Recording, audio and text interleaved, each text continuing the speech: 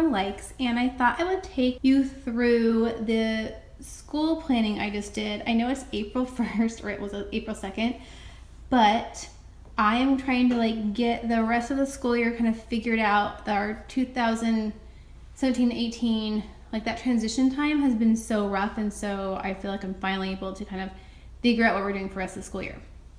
So I want to show you my binder that I just made, and then I'll tell you how I did it. So I broke it down into categories, and to do these labels, I used my awesome label maker here, it's Epson. So for math, we use Math-UC, and I just made these little file folders. And so Math-UC comes with like a test booklet, the teacher booklet, a DVD or the online subscription, as well as the workbook. All right, so I just started storing everything together, which has been really nice. Okay, so for math, I'm going to show you what I did. But I made this list here, and these are all of the lessons we have left in beta, and I do not foresee doing all these lessons before I close out the year, but I wanted to kind of get an idea. Obviously, we have not gotten very far, so I'm going to try to like hit as much as I can without pushing her too hard with math. So I just had a completed box, and I'll just probably write the date and we complete it. I don't test her because our state doesn't require any kind of like testing or anything. I just make sure she kind of gets through with her lessons. So like for rounding to hundreds, I'll show her the DVD, and then, which is really short, and then usually I have her do I'll usually have her do one worksheet a day, B, and then depending on if this is really easy, we'll skip B. If she's still not getting it, we'll do C, which is also lesson practice. And then they also have systematic reviews in Math-UC. So these are really nice because they kind of go over what she's learned in the past. We'll do at least one of those. If she does really well, we won't do another one. And then I like these enrichment activities. I didn't like this, so we're just going to do this enrichment activity. So that's math. I did the same thing for all of my subjects. So for language arts, we have the good and the beautiful. Here's the weeks. And then I did Monday through Friday. This is ideal. I don't think we're going to necessarily hit this every day, but I want to hit it at least 4 times a week. Workbook for 20 minutes. I'm going to put a timer on and just go through as much as we can in the workbook for 20 minutes. Then 5 to 10 minutes on the rest of the subjects. Spelling words, make sure we go over spelling words once, phonics cards, and sight words. So every day we're going to work on the workbook for 20 minutes and then try to hit these 3 in the good and the beautiful course book. All this stuff is listed out. So so she's colored in so much of this. So her sight words she's cruising through her sight words. She's almost done. Spelling words, not so much. I'm having her just write them out like once in a while. I guess I could probably start quizzing her and at least checking off the ones she knows out of all the different groups. And so I kind of have a better idea of which I want to work on. Phonics cards, we made the little baggies that they tell you to make. And so this one is the learning. So we'll just probably, keep cycling through those and see how far we get. I think there's only 58 you're supposed to go through for kindergarten or for level K, so we should be good. And yeah, she's in 1st grade, but we're doing level K. She's cruising through it, but it's hitting some stuff that I feel like we didn't get to. So we skip a lot, and I hate it because we skip it. Well, I don't like skipping it because I'm gonna have to go back and do picture studies because all the picture studies are amazing, but we do skip a lot of the lessons based on what she knows, but she's stuck at B and D right now. Yeah, so she took this assessment just now, did not pass, and so we are starting this tomorrow. So like we took today off because it's the day after Easter, so our week's only gonna be a 4-day week anyway, and we might use Saturday to catch up if we need to. Because I really want, like now that I have things planned out, I feel really motivated to kind of crush it. I have this printed out for every week until the week of June 4th is the last one. I don't know when we're gonna technically end school. Probably around here. We don't have family visiting until July, so I think we might school all through June and then end for July and then pick back up in August. Probably what we're gonna do.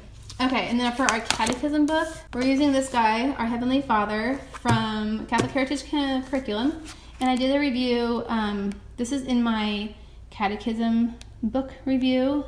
But typically you have a lesson, you have a verse, a lesson, some words to know, and then some questions and answers from the catechism. It's awesome. And then it has worksheets. So I broke this out. I actually figured out we can finish. This is the 1st grade curriculum. We've been so slow, but I figured out if I did 2 lessons a week, we can be done by June 4th, which is pretty exciting. So I'll probably only have her do 1. There's 4 like worksheet activities per lesson.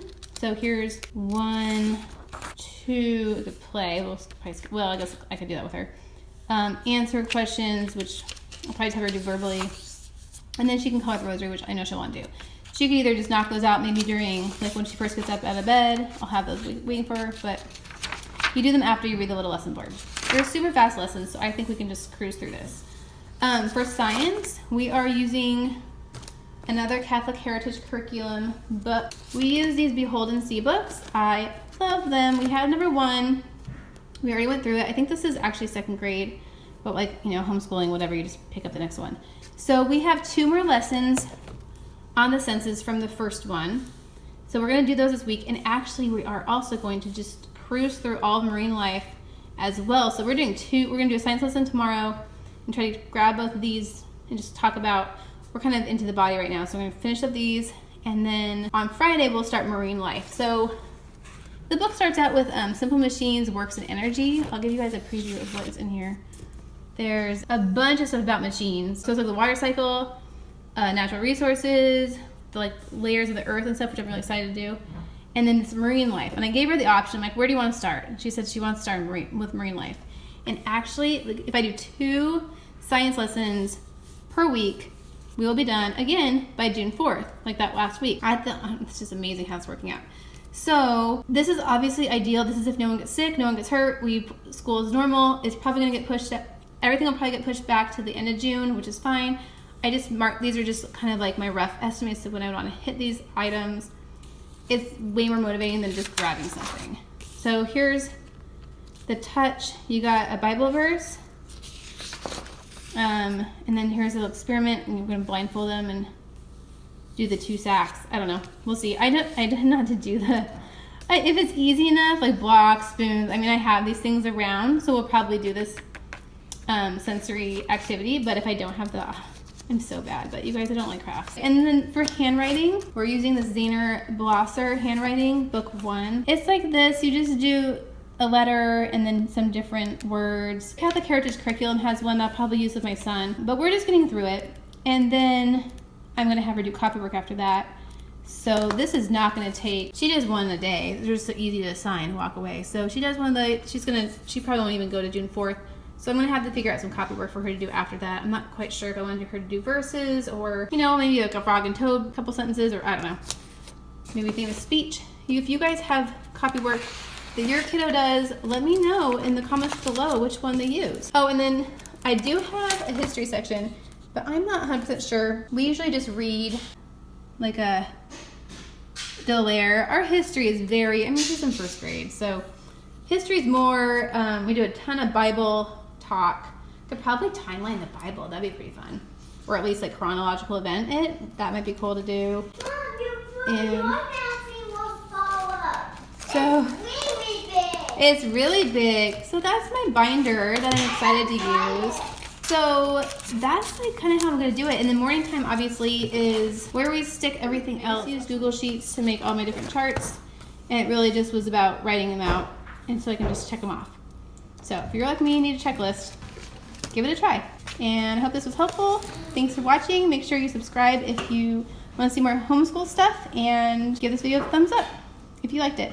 I'll talk to you later. Bye guys.